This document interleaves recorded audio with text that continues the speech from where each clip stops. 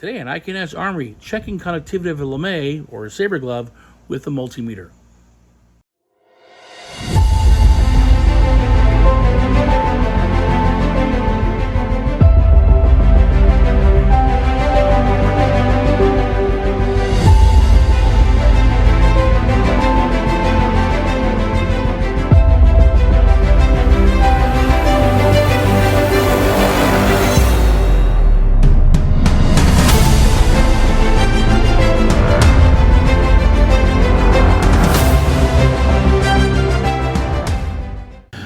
So if you're prepping to go to a tournament, you want to make sure your gear works before you go. One thing if you do photo saber is to check your lame, your mask if it's saber, and the cuff of your glove if it's saber. You want to check for resistance. The allowable resistance is any point on that item is 5 ohms. If it's 5 ohms or less, you're good to go. Stamp, go fence.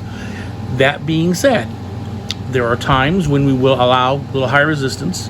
At a regional I recently worked, we were allowing up to 20 ohms because all the scoring gear is brand new, and the chances of being high resistance when it's fresh out of the box, I mean, literally, there's actually plastic on some of the boxes, the plastic wrap. Chances are very slim to be any issues. In fact, there were none. Ohmage is cumulative. So if you have, if everything's maxed out, you got 2 ohms in the weapon, 1 ohm in the body cord. There's 3. I think it's 3 ohms in the reel. There's 6. Another 3 in the floor cord. There's 9. And I don't know how much is in the box, but the boxes will fire up to about 250 ohms. So there's plenty of space, which is why sometimes at lower level events we let resistance go a little bit. If I see 50 ohms, it's a problem. But if 10 to 20, sometimes not a problem. If it's a knack, it's gonna be 5 ohms or less. Where they tend to go dead first on the lames is in the collar area, because there's the sweat gets off your chin and neck, hits the collar, and then propagates down. And it might be also in the armpit areas as well, especially on saber. Also in saber, as a right-hander, I've had cuffs die right here, because that's where the cuff is over the sleeve. My sweat gets on there, and from the back of the cuff down, the lame can go green. You also might have physical damage. You may have bent the little tab in the back a lot, and it broke the fibers. It might be old. You may have not washed it recently. Watch that video, please. You may have stored it wrong. It rubbed it against itself, braid itself. Any number of things can damage the lame, and some can be patched. Some can be patched very difficult. Some are almost impossible to patch. And we'll go over that with my mask and my lame and everything. So hang on, I'll set one up and test it for you. Okay, so I've got my meter set up. Now it's already turned on.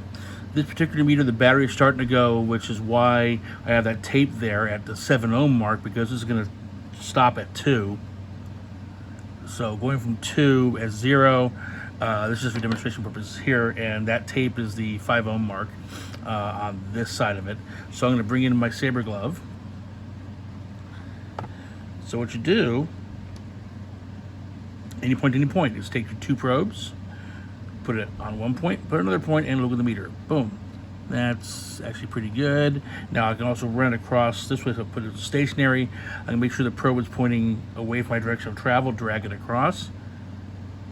It'll flicker a little bit as it goes over little bumps. Okay. Ooh, is there a dead spot there? Nope.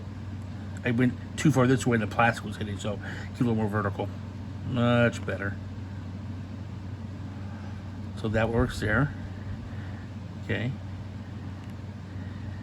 So that's how you test that. Now, to see if something's going bad, I have an old manchette, an overglove. This is probably about 20 years old. This is what you use before it had FIE gloves, kids.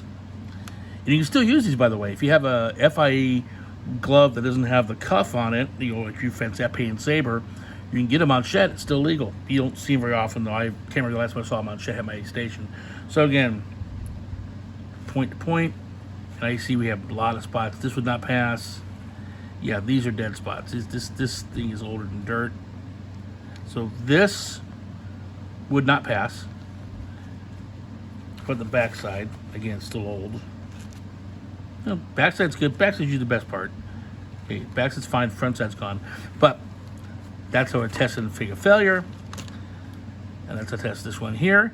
Same thing on a lame or the bib of a foil mask or the entirety of a saber mask. We're most concerned about the bib.